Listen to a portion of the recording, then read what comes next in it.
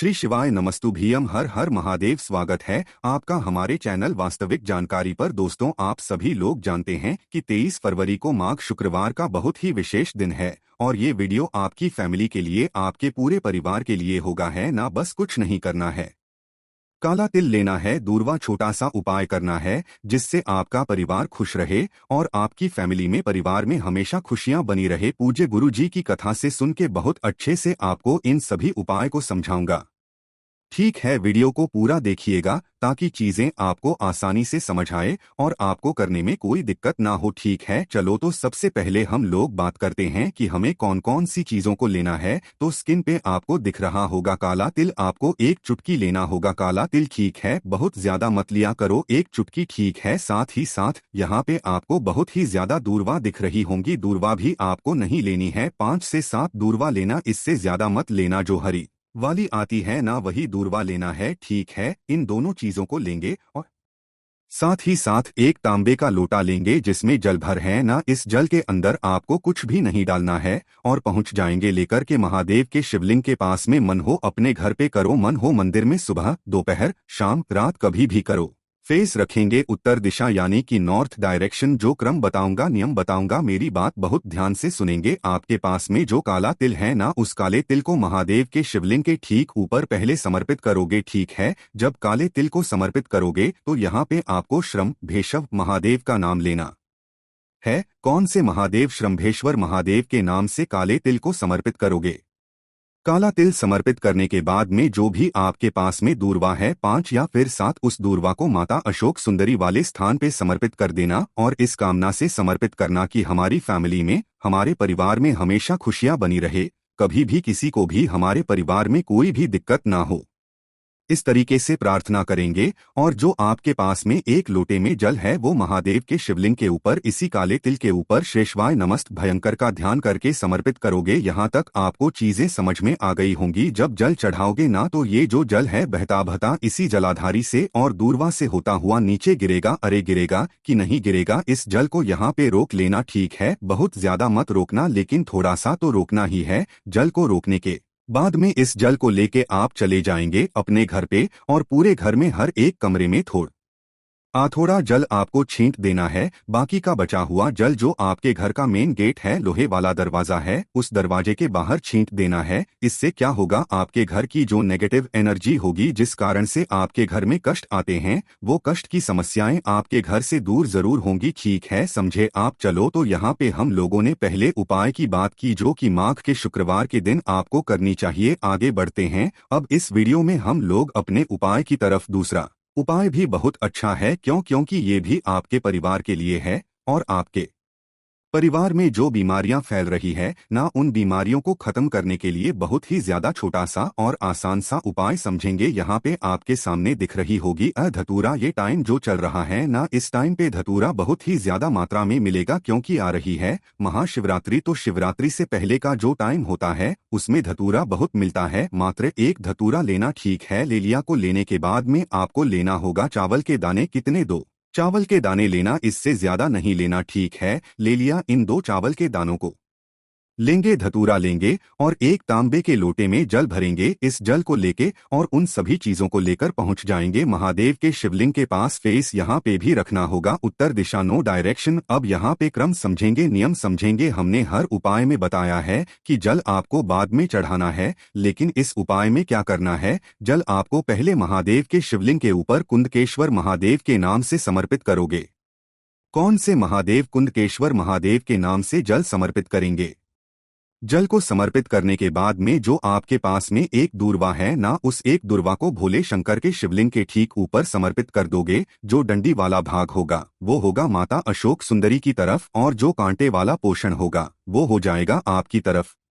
समर्पित करने के बाद में जो 2 चावल के आपके पास में है, उन दोनों के चावल के दानों को, जो इंसान आपके घर में बीमार पड़ा हुआ है उसको दवा असर नहीं करती, सारे पैसे डॉक्टर के पास जा रहे हैं आपके घर के, तो आपको वही दोनों चावल के दाने उस इंसान का नाम और गोत्र बोल करके समर्पित कर देना। इस उपाय को करने का टाइम है शाम के टाइम पे, प्रदोष काल में। अगर शाम को टाइम नहीं है आपके पास में तब सुबह करेंगे, वरना कोशिश करेंगे इस उपाय को शाम के टाइम पे प्रदोष काल में करने की। महादेव आपके से जितनी भी पुरानी से पुरानी, बड़ी से बड़ी बीमारियां होंगी वो सारे के सारे बीमारियां आपके घर से बाहर जरूर चली जाएंगी। ठीक है, करिएगा जरूर। तो यहाँ पर हम लोगों ने दो उपाय की बात की, एक स्पेशल से उपाय की बात करते हैं जो कि इस वीडियो का तीसरा उपाय है। और ये तीसरा उपाय आप सबको करना है क्योंकि यह शुक्रवार को करने वाला सबसे फेमस और सबसे प्रसिद्ध उपाय है। क्या इसके फायदे होंगे सब कुछ बताऊंगा, लेकिन अब एक काम कर दो और वो है जिसने अभी तक वीडियो को लाइक न जल्दी से लाइक करो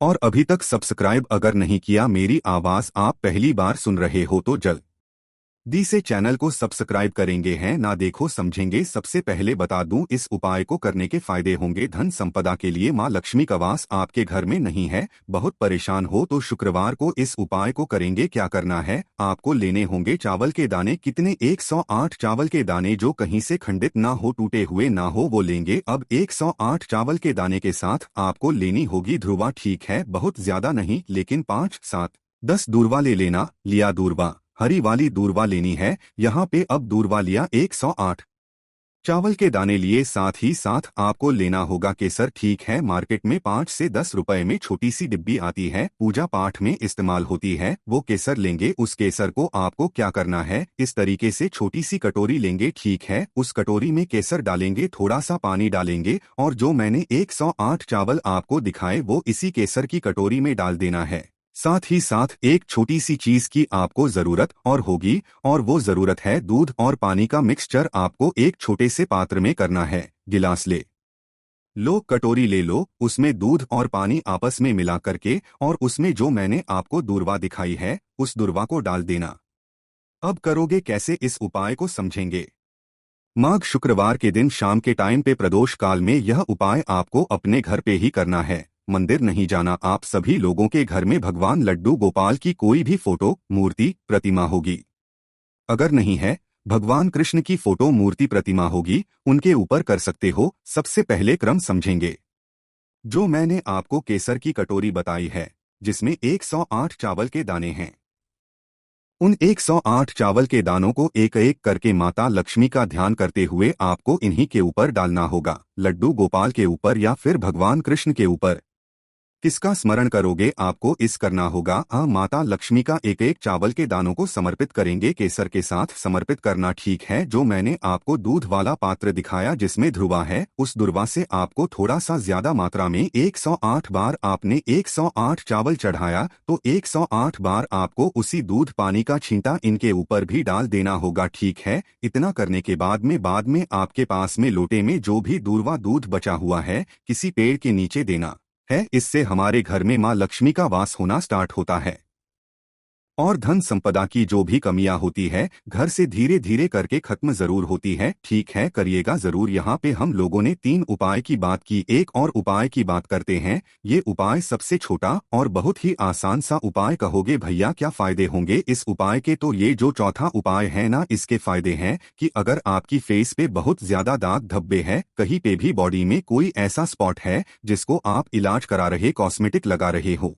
बहुत पैसे खर्च कर रहे हो, लेकिन वो दाग ठीक नहीं हो रहा, आंखों के काले घेरे हैं या फिर बीमार पड़े हो, तो इस उपाय को करेंगे आप लोगों के घर में शंख जरूर होगा। अरे होगा कि नहीं होगा, आपको क्या करना है, इसी तरीके से एक शंख लेंगे। इसी शंख के अंदर आपको डालना होगा 2 तुलसी माता के पत्ते। कितने? 2 तुलसी माता के पत्ते डालेंगे। पत्ते डालने के बाद में हमें मार्केट में मिल जाएगा, पंचरत्न मिलता है, जैसे छोटी सी पैकेट में मिलेगा आपको, जैसे दिख रहा है ना, हो सकता है कलर को चेंज पैकेट का, बस ऐसे पैकेट में आपको पंचरत्न मिलेगा। बहुत नहीं, 5-7 रुपए में मिल जाएगा। इसको लेकर के आएंगे और इसी कलश के अंदर जल डालेंगे, तुलसी माता के पत्ते डालेंगे और उसी पंचरत्न को डालकर के 2 से 3 घंटे तक आपको क्या करना है, इस शंख को ऐसा छोड़ देना है। छोड़ने के बाद में जैसे पूरी रात भी छोड़ सकते हो, कोई दिक्कत नहीं है। पूरी रात छोड़ने के बाद में अगले दिन क्या करोगे, जब भी वो इंसान या फिर जिसको दाग धब्बे हैं नहाने के लिए जाएगा, उसकी बाल्टी में तुलसी माता के को छोड़ करके या फिर पूरा डालना, बाद में तुलसी माता के पत्तों को निकाल लेना और उससे स्नान करा देना। उस इंसान का जो दाग धब्बे वाली प्रॉब्लम होगी, बीमारी वाली प्रॉब्लम होगी ना, वो सारी खत्म होगी। बाद में उस तुलसी के पत्ते को तुलसी माता के पेड़ के नीचे आप रख देना है ना। कोशिश की मैंने आप सभी को माघ शुक्रवार के बहुत ही प्यारे से उपाय बताए, जो उपाय आपको ईजी आसान लगता हो, अपनी फैमिली के लिए, खुद के लिए कर सकते हैं। दोस्तों, इस उपाय करने में अगर आपको कोई भी परेशानी आती है तो उसे आप हमसे कमेंट करके पूछ सकते हैं। श्री शिवाय नमस्तु भीयम, हर हर महादेव।